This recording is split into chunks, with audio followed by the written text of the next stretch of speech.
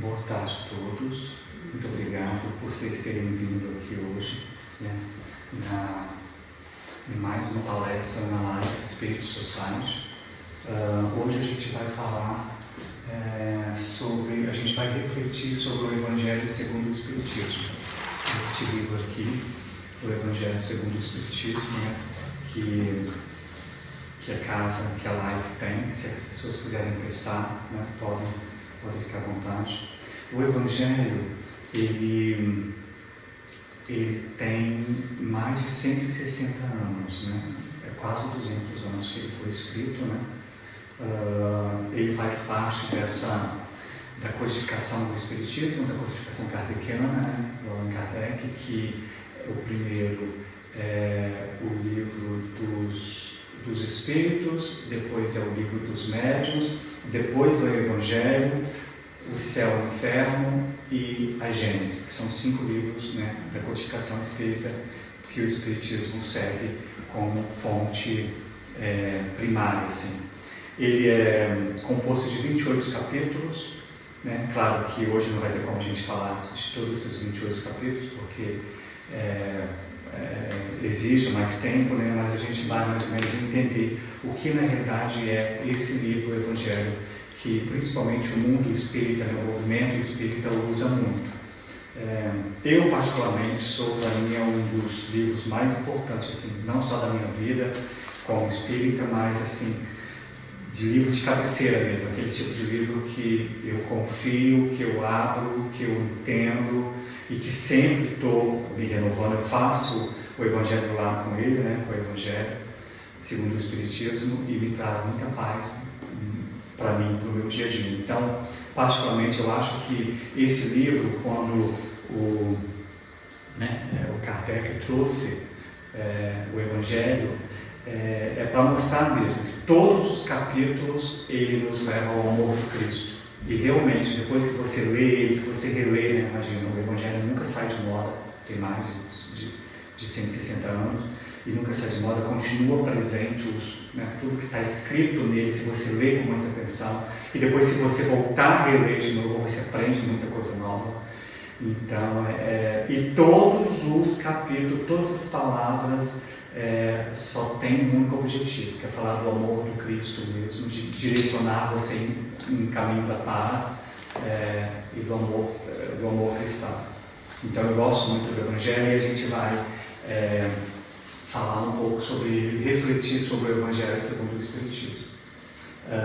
Eu escolhi também isso, claro que toda a codificação é muito boa, né, muito rica, a codificação espírita, né, desses 5 livros é muito rica, mas a gente pegar o Evangelho e esmiuçar um pouco para trazer mais compreensão, né, trazer o porquê que a gente usa muito ele. E de novo, né, ele é um livro super atual. Se você lê ele, você transforma realmente o seu dia, né? Então a gente vai estudar sobre o Evangelho hoje. A gente vai começar a falar sobre o objetivo dessa obra, né? Qual o objetivo dessa obra do Evangelho, né? Por que Allan Kardec escreveu esse livro, né? Sendo o objetivo essencial do Espiritismo o adiantamento dos homens, o Evangelho segundo o Espiritismo é uma das ferramentas fundamentais para orientar-nos durante as nossas passagens pelo mundo corpóreo. Esta obra nos informa sobre as consequências morais que extraímos da revelação espírita e, de acordo com Kardec, não se encontra o roteiro infalível para a felicidade vindoura. Nela se encontra o roteiro infalível para a felicidade vindoura. O Evangelho segundo o Espiritismo, na condição de obra que apresenta de modo claro e inteligível as consequências morais da ciência e da filosofia espírita. A força e o vigor dessa obra nos chamam à verdadeira transformação moral, ao compromisso sério com o autoconhecimento, ao comprometimento indelével com a justiça nas relações sociais. E isso mesmo, quando a gente fala, por quê? Qual o objetivo realmente disso, né? Eu sei porque, como eu falei, né, ele é meu livro de cabeceira, eu realmente leio o Evangelho mínimo duas vezes por dia, né? Quando acordo, quando vou dormir, assim. E ele nos convida, como o Kardec fala, a nos chamar para a verdadeira transformação moral. Porque quando você entende os fundamentos do Cristo mesmo, direcionado para essa linha do amor e da paz, né? Da luz, do bem ao próximo, que é um dos capítulos que a gente vai ver aqui, né? Do amor ao próximo. Quando você entende esse livro, né? Levando para essa linha, para essa vertente, você está se transformando como ser humano. E era exatamente isso que o Kardec fala, né? A força, o vigor dessa obra chama a gente a verdadeira transformação moral. Que o Espiritismo nos convida mesmo, né? Nessa transformação moral através do nosso conhecimento, através da nossa autoajuda, através da nossa reforma íntima, né? Quando a gente está se reformando, a gente está se transformando moralmente.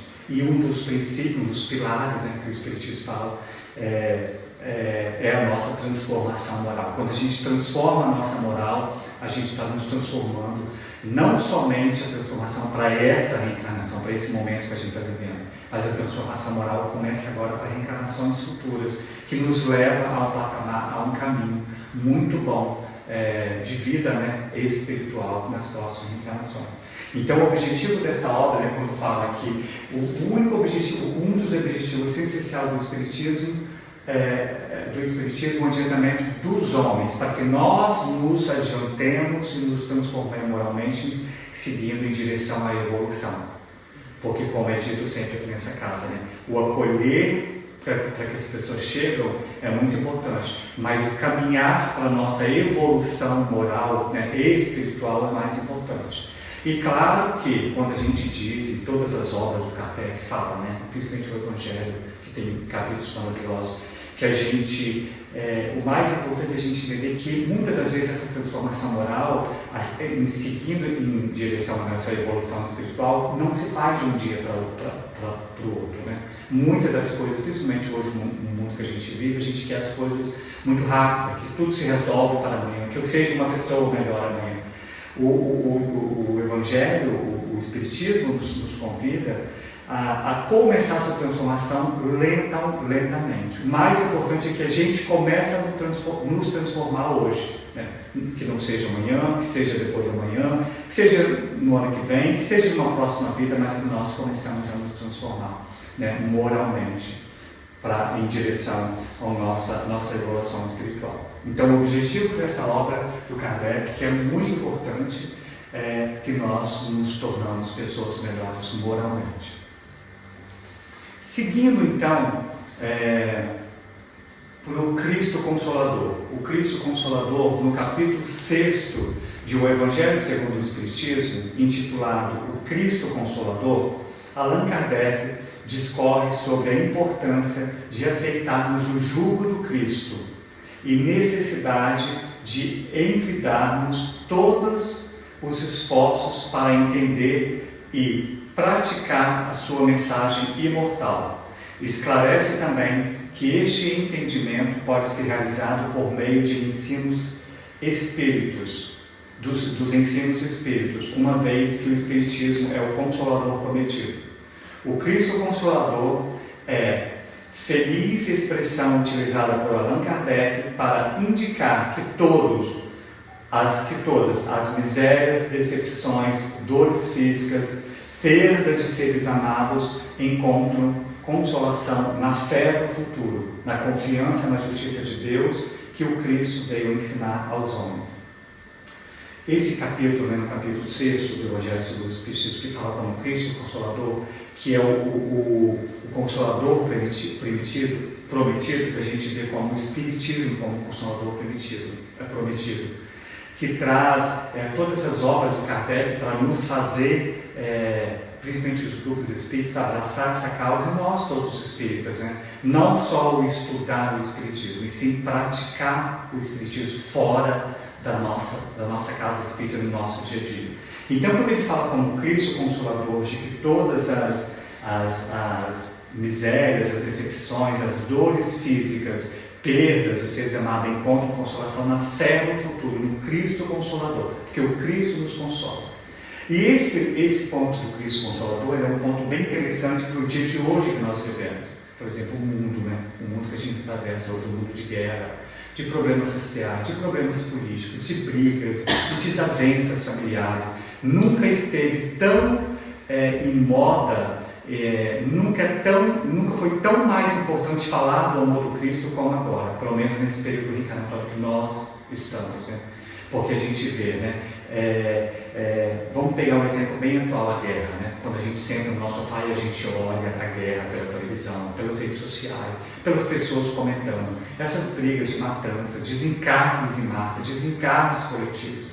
Será que o Cristo, né, que traz, que os Espiritistas falam, o Cristo Consolador, esse Cristo que consola, ele realmente fica feliz com isso?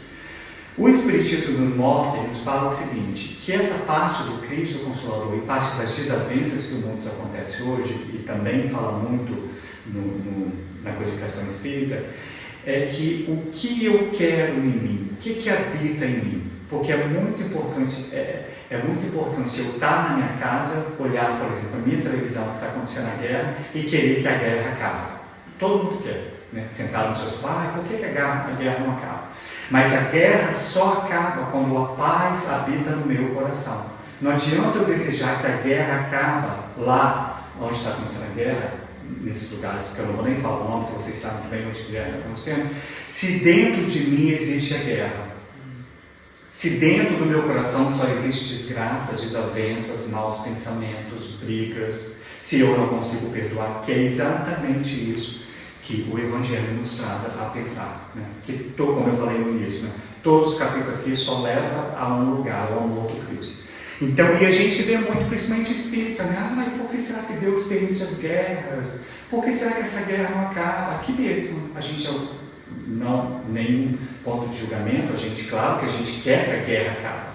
Mas o meu sofá da minha casa, a paz habita dentro de mim, porque as nossas ações lá parece que não, lá na guerra, as matanças, começam das minhas atitudes, do meu pensamento. A paz habita no meu coração.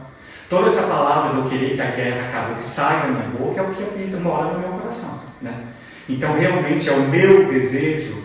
Porque já imaginou uma coisa bem simples, um exemplo bem simples, se todo mundo resolvesse pensar na paz, esquecesse a guerra, com certeza a guerra não existiria. A guerra existe porque as pessoas, mesmo no sofá, desejando que a guerra acabe, elas não estão em paz. Na paz que eu falo, né? Na paz do nosso dia a dia, com nossa família, na nossa casa, no nosso trabalho, na paz mental. Muitas das vezes a gente está sentado no nosso sofá, mas o nosso pensamento está numa guerra mental que nem nós nos aguentamos. E a gente quer que a guerra lá no Iraque, acabe, mas nós estamos em guerra. Então é muito importante que quando a gente lembra do Cristo Consolador, que o que o Cristo quer para nós é que nós, antes de desejar que a guerra acabe, que nós viremos em paz conosco mesmo, no nosso coração.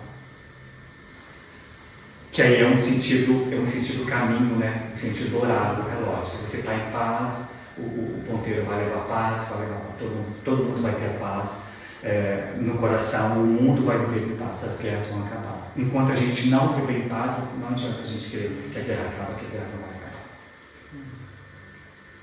Seguindo o nosso próximo, que é um dos pilares do Espiritismo, que fala que fora da caridade não há salvação. Esse também, né, é um capítulo do Evangelho muito usado pelo Espiritismo, né? Não podendo amar a Deus sem praticar a caridade para com o próximo. Todos os deveres do homem se encontram resumidos neste ensinamento moral. Fora da caridade não há salvação. O topo moral do ensinamento espírita é a caridade. Isso está muito bem contextualizado em O Evangelho segundo o Espiritismo, no capítulo 15.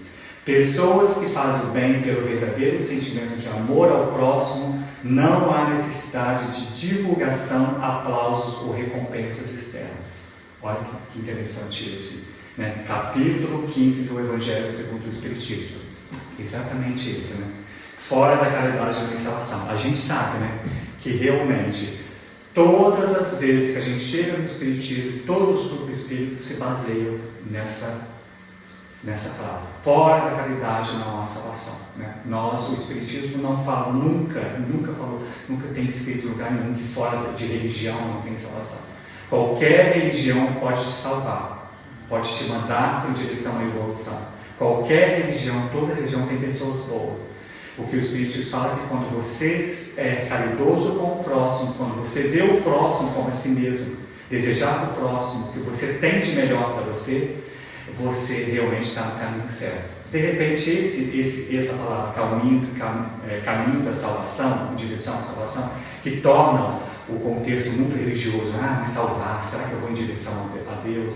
Mas a salvação no sentido de você seguir o caminho certo que te deixa bem com você mesmo.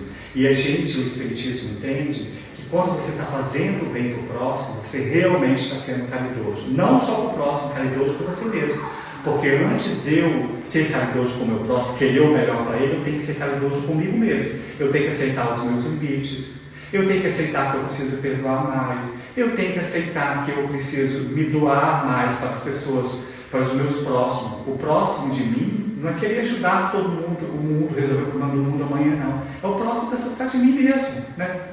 Nossos parceiros, nossos filhos, nossos companheiros.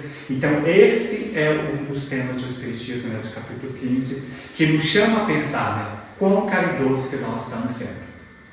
Pode falar. Quando a gente fala em caridade, né, vem automaticamente na cabeça da gente dar esmola para um pobre, uma coisa assim. Você poderia citar exemplos de caridade?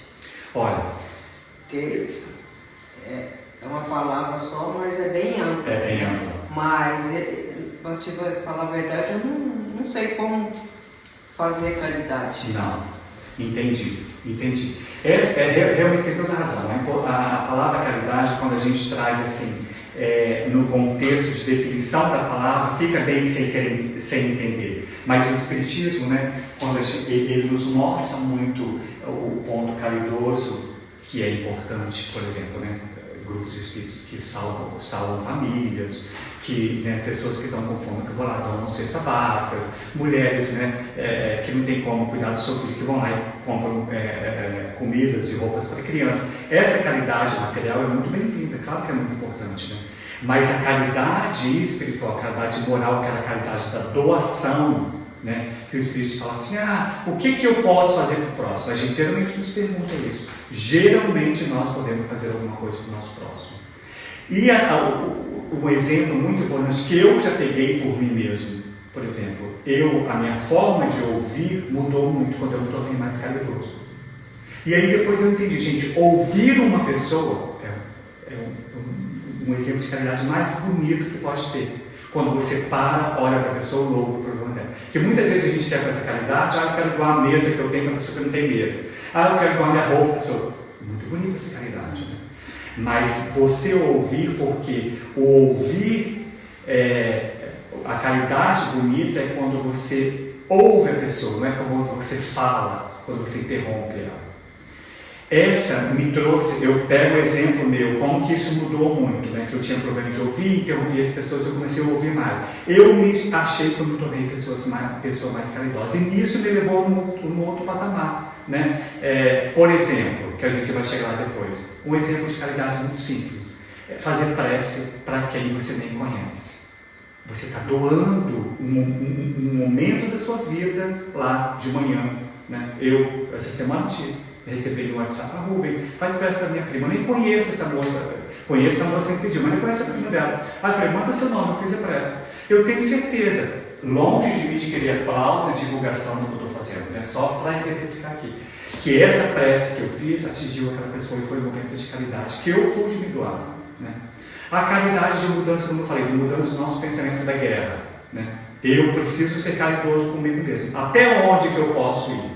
Porque a gente sabe que as caridades atuais, de materiais, dessas pessoas de internet, é de divulgação. Elas fazem, tiram foto lá com as pessoas, né, que estão precisando e postam nas redes sociais para ter visualizações, ter seguidores. Essa caridade, tudo bem, sem julgamento nenhum, né? Deus que abençoe o que eles estão fazendo. Mas a gente não sabe quando aquela pessoa está recebendo. Né? A gente não sabe onde que a gente vai estar amanhã. Porque essa reencarnação, nós estamos aqui. graças a Deus, todo mundo tem suas casas, né?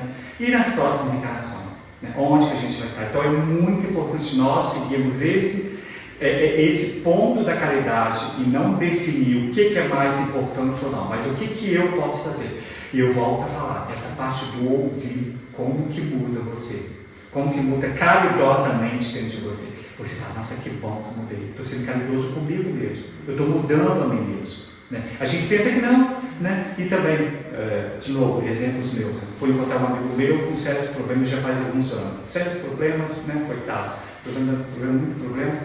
E no final ele falou assim, nossa, você ficou 15 minutos sem me interromper, porque ele precisava ser ouvido, ele precisava da minha opinião naquela hora. E eu fiquei olhando para ele, e ele falou, eu vi que você não desviou o olho, você não pegou o telefone.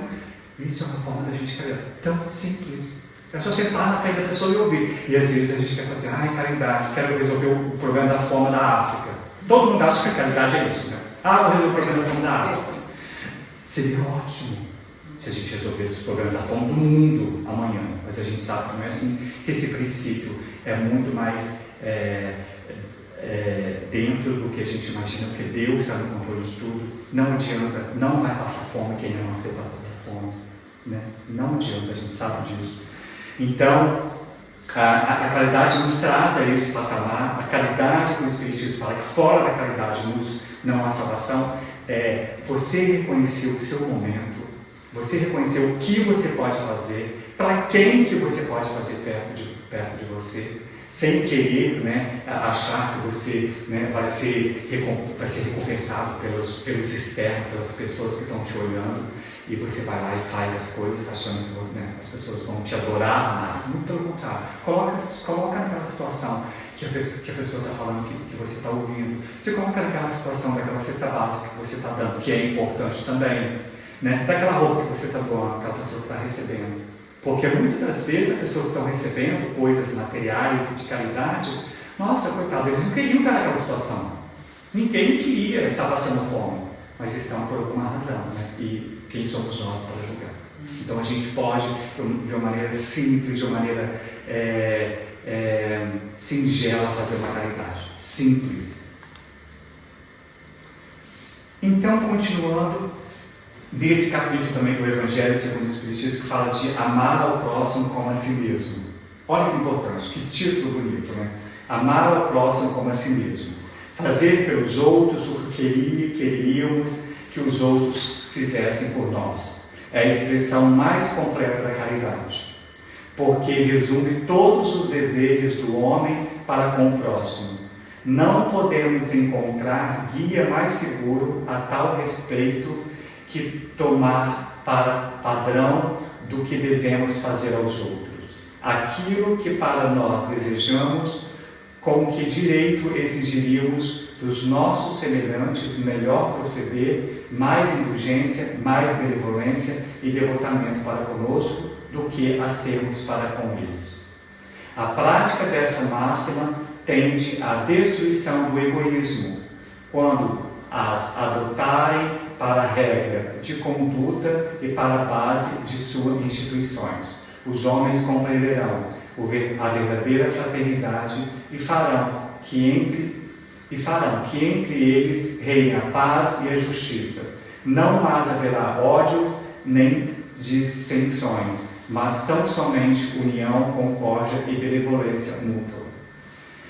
Esse título, que é o mais bonito, né, para mim, esse capítulo do amar ao próximo, né, como assim mesmo, é a parte mais bonita do Evangelho, realmente marquei o capítulo, né, desse capítulo, que nos leva assim, como ponto principal, que a gente sabe, né, que um dos lemas do Espiritismo é espíritas, amai-vos, eis o primeiro ensinamento, instruí-vos, eis o segundo. Primeiro ele nos convida a amar uns aos outros, e depois, né, seguindo, a gente vai nos instruindo, porque sem o amor você não consegue fazer isso. E essa parte do amar ao próximo como a si mesmo, a gente nos conecta muito assim, como que é difícil na realidade, como que é difícil a gente se doar para o nosso próximo. Porque quando chega assim, inclusive um dos próximos, depois do capítulo do amar ao próximo como a si mesmo, é amar o vosso inimigo, que é aí que vem a dificuldade. Né? Como que eu vou amar o meu inimigo se amor é sintonia? Eu tenho que estar em sintonia, eu tenho que amar com quem está me amando, né? Mas o que o Espiritismo fala em amar ao próximo a si mesmo e amar o vosso inimigo, de repente não é nem amar o vosso inimigo, é pelo menos não odiar o seu inimigo. Como que você não odeia o seu inimigo? As pessoas podem me fazer mal, mas eu posso fazer prece por ela. Eu posso fazer prece por quem é o meu inimigo, né? E sem ter contato com ele. Eu posso perdoar sem nunca mais vê-lo. Então esse é o convite do amar ao próximo como a si mesmo. Porque quando eu estou amando a pessoa que me fez mal para mim, eu estou amando a mim mesmo. Está brotando dentro de mim, como o texto fala, né? A indulgência, a benevolência, a fraternidade.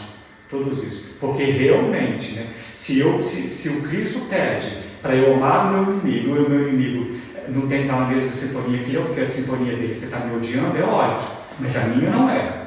Né? Não adianta você pegar na minha mão, mesmo você sendo meu inimigo, que eu não vou passar dessa sintonia que você está, que é o ódio, porque dentro de mim habita o Cristo pede para que dentro de nós habita somente o amor, porque nós emanamos desse fluido vital que é o amor.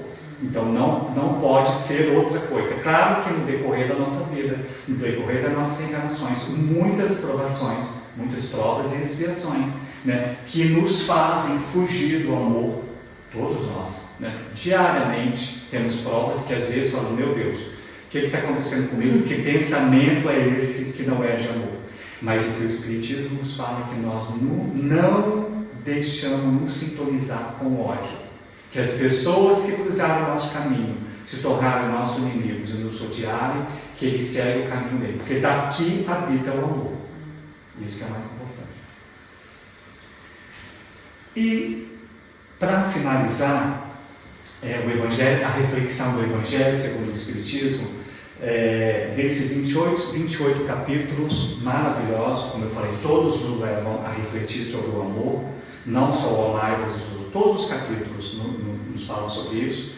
Eles terminam como com uma coletânea de preces espírita, que é exatamente o último capítulo, que fala que os espíritos hão dito sempre: a forma nada vale, o pensamento é tudo. Ore, pois cada um segundo suas convicções e da maneira que mais o toque.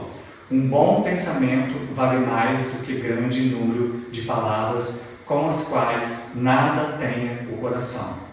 A coletânea de preces, que está no capítulo 28, representa uma escolha feita entre muitos que os Espíritos ditaram em várias circunstâncias. O objetivo da prece consiste em elevar nossa alma a Deus. Porque, como diz Chico Xavier, que está em todos os lugares, a prece sempre aponta o melhor caminho. Não adianta, em qualquer desespero da nossa vida, em qualquer momento difícil da nossa vida, em qualquer discussões, em qualquer obsessões, aproximações espirituais, a prece aponta sempre o melhor caminho. O que eu desejo, porque as minhas palavras em desejar, em fazer uma prece para o meu próximo, para o meu inimigo, inclusive, essas palavras habitam dentro de mim. Eu não posso enviar para as pessoas durante a prece palavras que não sejam de amor. Então, por isso que a gente fala sempre, inclusive nos nossos estudos online que a gente tem, a gente fica meio desconfortável em fazer prece. Eu sei, por exemplo, no início, quando eu cheguei no Espiritismo, quando alguém pedia fazer prece, eu falei, como é que a pessoa me pede que eu não sei fazer prece.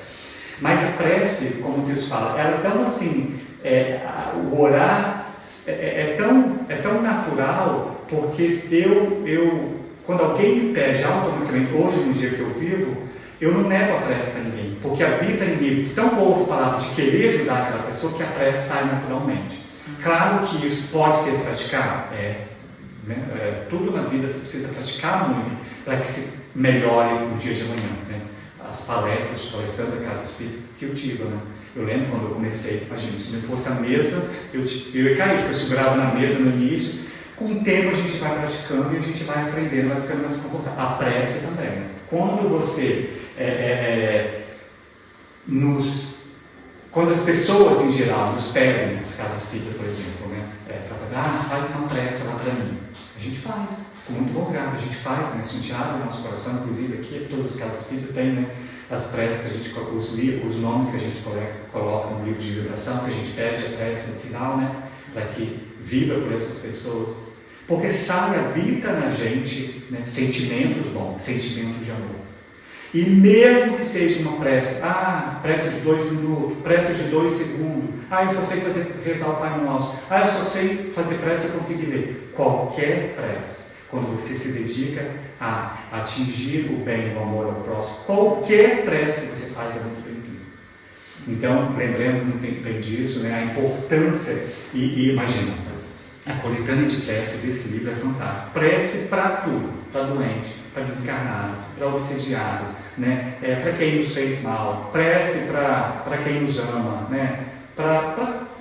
Tem várias preces aqui nesse Evangelho. E eu, de novo, né, me repeti, não estou dando repetitivo, mas eu sou fã do Evangelho. Para mim é um livro da codificação que mais me atrai, assim. E essa coletânea de prece vive no meu dia a dia, né? Porque eu acordo, estava coletando, leio.